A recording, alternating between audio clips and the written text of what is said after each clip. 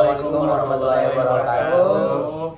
Kami di sini akan menyampaikan sebuah tugas, akan mendiskusikan sebuah tugas filsafat pendidikan Islam yang diampuh oleh dosen Dr. Supala MAG. Nah, di sini kita akan mendiskusikan tentang pemikiran tokoh-tokoh Islam. Oke, terima kasih. Saksikan. Oke teman-teman sekalian, pada kesempatan kali ini kita akan melakukan diskusi, akan mendiskusikan tentang pemikiran tokoh-tokoh Islam terdahulu yang sangat populer. Nah, mungkin dari teman-teman sekalian pernah membacanya, pernah mendengarnya, pernah menganalisisnya tentang tokoh-tokoh yang populer di zaman lampau. Boleh kalian sampaikan apa sih yang kalian dapatkan. Setelah itu kita bersama-sama mendiskusikannya. Oke, siapa yang akan menyampaikan duluan tentang pemikiran tokoh-tokoh terdahulu? Kang Arif boleh? Boleh dari aku dulu atau dari Kang Imam dulu gimana? Nantilah. Dari aku dulu berarti. Boleh silakan Kang Arif. Mungkin kalau dari aku mau ngambil dari tokoh Al-Ghazali ya. Yang mana Al-Ghazali ini pemikirannya tentang pendidikan agama Islam atau pendidikan itu lebih berfokus kepada pembentukan akhlak atau karakter. Yang mana prinsipnya itu tazkiyatun nafs, pencucian jiwa. Ya, begitu juga dengan yang sering kita yang sering kita dengar ya, kitabnya atau karyanya itu Ihya Ulumuddin yang berfokus pada tasawuf dan akhlak ya. Nah, itu menggabungkan fikih, akidah dan karakter manusia. Nah, jadi menurut Al-Ghazali ini pendidikan ini nggak hanya berfokus pada soft skill saja. Jadi perlunya pembentukan karakter si peserta didiknya. Karena buat apa pintar atau paham teori tapi tidak punya karakter yang baik juga tidak bagus seperti itu. Itu yang saya tangkap dari pendapat atau pemikiran dari Al-Ghazali. Mungkin teman-teman ada dari pendapat atau tokoh yang lain, silahkan disampaikan, atau Kang Kahfi, Kang Imam seperti itu. Tadi itu ada karakter ya. Iya. Kalau membicarakan karakter dari yang mau jadi mungkin tidak jauh berbeda dari pemikiran Syed Naqib Al-Attas, yang mana itu berpusat pada pembentukan manusia yang beradab atau insan adabi. Itu kan sama-sama juga karakter. Iya. Nah, jadi bukan hanya sekedar menghasilkan individu yang terampil atau berpengetahuan kayak tadi kalau Imam Ghazali itu bukan kayak skill, bukan skill saja tapi bisa didik atau insan kamil ya. Nah, di mana itu pemikiran dari Syekh Naqib itu tujuan pendidikannya itu adalah untuk membentuk manusia yang mengenal mengakui tempat yang benar bagi Allah, diri sendiri, masyarakat dan alam semesta. Jadi ingin membentuk peserta didik itu mengenal dan mengakui tempat yang benar. Nah, untuk. Nah, jadi konsep utamanya adalah takdim yang tadi. Iya. Nah, yaitu proses penanaman adab seperti akhlak, disiplin, intelektual dan pengenalan terhadap tatanan ilmu. Jadi bukan hanya sekedar tarbiyah yang menghasilkan individu yang terampil, tetapi dalam tarbiyahnya itu atau dalam pengasuhan atau dalam pengajaran itu menanamkan sifat takdim. Nah, ilmu itu dalam pemikiran Syekh Naqib itu dipandang sebagai sesuatu yang berasal dari Allah dan harus digunakan untuk mendapatkan diri kepadanya. Maaf, mungkin salah. Ilmu dipandang sebagai sesuatu yang berasal dari Allah dan harus digunakan untuk mendekatkan diri kepada Allah serta membangun peradaban yang baik. Nah, integrasi dari ilmu tersebut itu menjadi perhatian penting. Jadi Al-Attas itu menolak pemisahan antara ilmu agama dan ilmu umum. Jadi antara ilmu agama dan ilmu ilmu itu dalam pemikiran Al-Atas itu gak menolak untuk dipisahkan, karena itu sama-sama mungkin ilmu yang dimana keduanya itu harus dipelajari dalam kerangka pandangan hidup Islam. Karena ilmu ukhrawi dan ilmu duniawi itu harus seimbang. Nah, islamisasi ilmu ada juga ya, islamisasi ilmu dari pemikiran Syekh Naqib itu, yang dimana merupakan gagasan penting ilmu islamisasi ilmu itu, karena menyaring dan mengembangkan ilmu modern agar selaras dengan nilai-nilai dan worldview Islam. Kayak gitu dari pendapat saya yang menjelaskan tentang pemikiran Naqib Al-Atas. Berarti kata Naqib Al-Atas ini lebih ke ini ya, ilmu agama sama ilmu umum itu harus selaras ya, harus seimbang juga. Ya, karena kita hidup di dunia dan ukhrawi juga, betul. jadi ilmu ukhrawi dan ilmu duniawi itu harus seimbang lah dalam semua. Mungkin ada dari teman-teman yang lain. Oke, mungkin dari saya. Saya akan mengulas tentang pemikiran Ibnu Khaldun. Mungkin tidak asing dengan julukan Ibnu Khaldun, yaitu dijuluki sebagai Bapak Sosiologi. Nah, dengan pemikirannya Ibnu Khaldun, bahwasanya beliau mengemukakan pendidikan tidak lepas dari konteks sosial.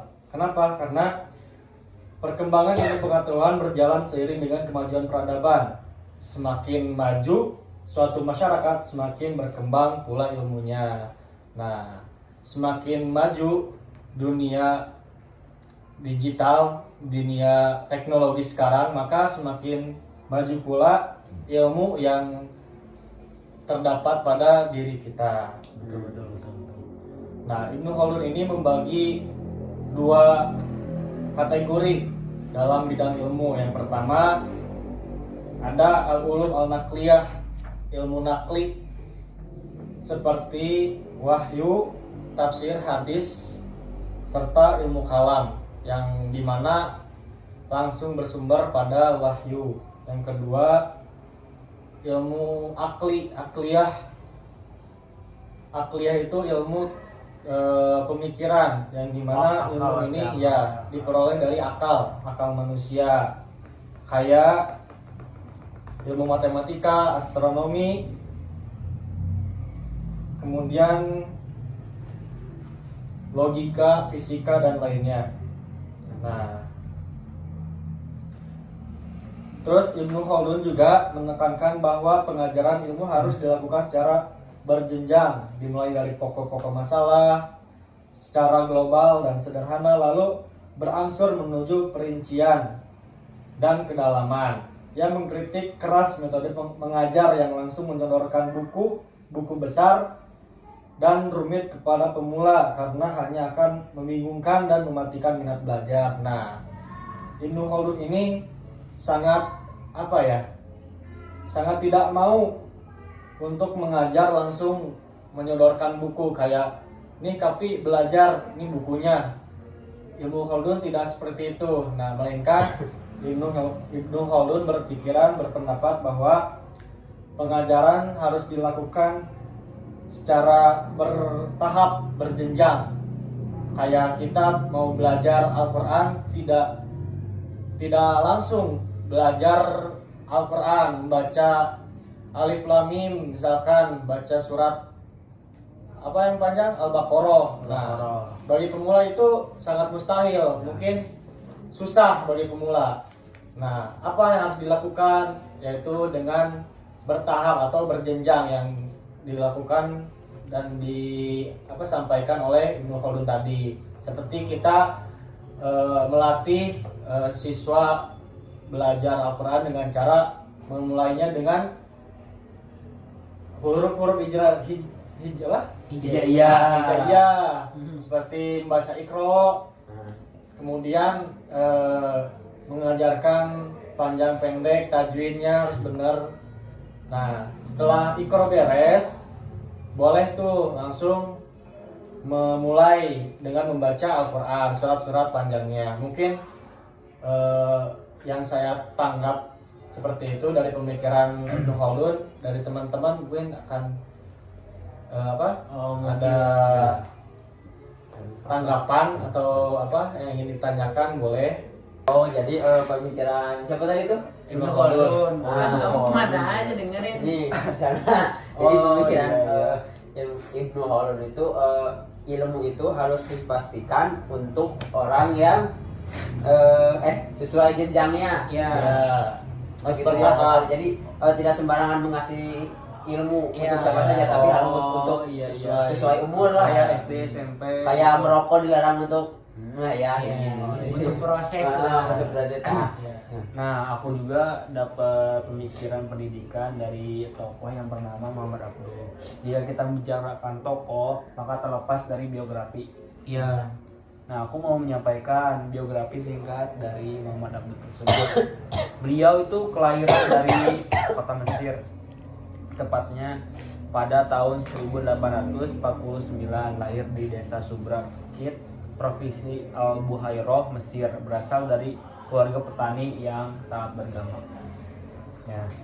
Dan juga beliau wafat pada tahun 1905.